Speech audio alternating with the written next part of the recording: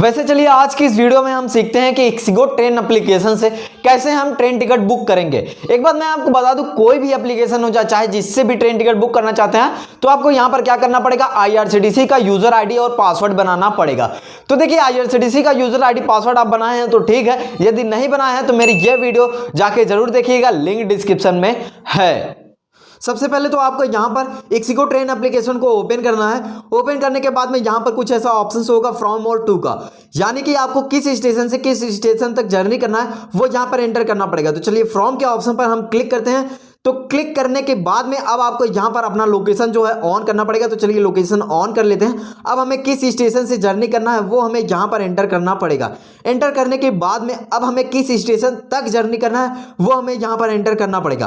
तो चलिए यहां पर हम एंटर कर देते हैं। एंटर करने के बाद में अब हमें किस डेट को जर्नी करना है वो हमें यहां पर सिलेक्ट करना पड़ेगा। इस पर क्लिक करके जैसे कि हमें 11 तारीख को जर्नी करना है तो हम यहां पर 11 तारीख सिलेक्ट कर लेंगे। तो चलिए यहां पर हम 11 तारीख को सिलेक्ट कर लेते हैं। अब सर्च ट्रेन के ऑप्शन पर हमें क्लिक करना पड़ेगा। क्लिक करने के बाद में अब हमारी जो ट्रेन यहां पर जाती है वो हमें यहां पर शो होने लगेगी, उसका नंबर भी शो होने लगेगा। अब मैं आपको बता दूं, यहां स्लीपर में बुक करना चाहते हैं तो आपको क्या करना पड़ेगा, यहां स्लीपर के ऑप्शन पर क्लिक करना पड़ेगा। तो चलिए स्लीपर के ऑप्शन पर क्लिक करके दिखाता हूं। अब यदि आप थर्ड एसी में बुक करना चाहते हैं तो यहां पर थर्ड एसी के ऑप्शन पर क्लिक करना पड़ेगा। फिलहाल मैं सेकंड सीटिंग में बुक करना चाहता हूं तो सेकंड सीटिंग को सिलेक्ट करके कितने तारीख को बुक करना चाहता हूं तो यहां पर शो हो रहा है कि इतनी सीटें खाली है 11 तारीख को।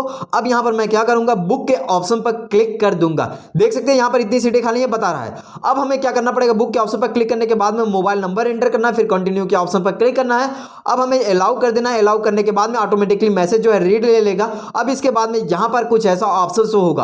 अब यहां पर जो व्यक्ति यहां पर जर्नी करने वाला है उसका नाम, एज, जेंडर क्या है वो हमें यहां पर एंटर करना पड़ेगा। तो चलिए हम यहां पर फटाफट नाम, एज, जेंडर जो है एंटर कर देते हैं। एंटर करने के बाद में अब हमें ऐड ट्रैवलर के ऑप्शन पर क्लिक करना पड़ेगा। ऐड ट्रैवलर के ऑप्शन पर क्लिक करने के बाद में, वैसे मैं आपको बता दूं, और व्यक्ति का नाम ऐड करना चाहते हैं तो ऐड मोर के ऑप्शन पर क्लिक करके आप ऐड कर सकते हैं। तो चलिए जैसा कि मैं आपको दिखा दूं, ऐड मोर के ऑप्शन पर यहां पर आपको क्लिक करना पड़ेगा। क्लिक करने के बाद में यहां पर ऐड ट्रैवलर के ऑप्शन पर क्लिक करना है। अब इसके बाद में जो दूसरा व्यक्ति ट्रैवल करने वाला है उसका नेम, एज, जेंडर ऐड करना पड़ेगा। फिलहाल मैं एक ही का बुक करने वाला हूं तो यहां पर क्लिक करूंगा, नहीं दूसरे का ऐड करूंगा। तो यहां पर अब आपको क्या करना पड़ेगा, IRCTC का यूजर आईडी जो है एंटर करना पड़ेगा। एंटर करने के बाद में अब हमें यहां नीचे स्क्रॉल करना पड़ेगा। तो चलिए नीचे स्क्रॉल करते हैं। स्क्रॉल करने के बाद में यहां जो तीनों ऑप्शन दिख रहे हैं, बॉक्स दिख रहे हैं, अब हमें क्या करना पड़ेगा, इन्हीं तीनों बॉक्स को टिक करना पड़ेगा। तो चलिए यहां पर तीनों बॉक्स को हम टिक कर देते हैं। टिक करने के बाद में यहां पर हम नीचे स्क्रॉल करते जाएंगे तो आपका यहां पर mobile number, email ID show होना शुरू हो जाएगा। अब हमें डेस्टिनेशन का एड्रेस एंटर करना पड़ेगा। तो चलिए यहां पर हम अपना पिन कोड जो है एंटर कर देंगे, डेस्टिनेशन का जहां हम जाने वाले हैं उसका पिन कोड एंटर करने के बाद में ऑटोमेटिकली स्टेट, सिटी ले लेगा। अब पोस्ट ऑफिस आपको सेलेक्ट करना पड़ेगा। सेलेक्ट करने के बाद में नीचे स्क्रॉल करेंगे तो अब आपको यहां पर प्रोसीड टू पे के ऑप्शन पर क्लिक करना पड़ेगा। तो चलिए प्रोसीड टू पे के ऑप्शन पर क्लिक करते हैं। अब उसके बाद में हमें नो के ऑप्शन पर यहां पर क्लिक करना है। तो चलिए यहां पर हम नो के ऑप्शन पर क्लिक कर देते हैं। अब इसके बाद में यहां पर हमारा जो है देख सकते हैं यहां पर पेमेंट का ऑप्शन शो होने लगेगा। एक बात मैं आपको बता दूं, यदि आप यहां पर डेबिट कार्ड से पेमेंट करना चाहते हैं तो डेबिट कार्ड से भी कर सकते हैं, भीम UPI आईडी से भी करना चाहते हैं तो यहां पर देख सकते हैं ऑप्शन है, इससे कर सकते हैं। अब यहां पर नेट बैंकिंग से करना चाहते हैं तो यहां पर ऑप्शन देख सकते हैं, यहां पर कर सकते हैं। और वैलेट से यदि करना चाहते हैं तो यहां पर आप कर सकते हैं। फिलहाल मैं आपको बता दूं, यह टिकट जो है आपका 422 रुपए का है। यदि ये कितने रुपए, मतलब कैसे कैसे हमारा पैसा कटा, ये जानना चाहते हैं तो आपको यहां पर क्लिक करना है। क्लिक करने के बाद में यहां पर टोटल अमाउंट आपका शो होने लगेगा, कितना चार्ज हमारा कटा है। एक बात मैं आपको बता दूं, यहां पर आप देखेंगे तो यहां पर कितनी सीटें खाली हैं आपके ट्रेन में वो भी शो होने लगेगा। वैसे मैं आपको बता दूं, यहां पर मैं पेमेंट जो है UPI आईडी से एंटर करने वाला हूं तो UPI आईडी को सेलेक्ट करके UPI आईडी एंटर कर दूंगा। फिर प्रोसीड टू पे के ऑप्शन पर क्लिक कर दूंगा।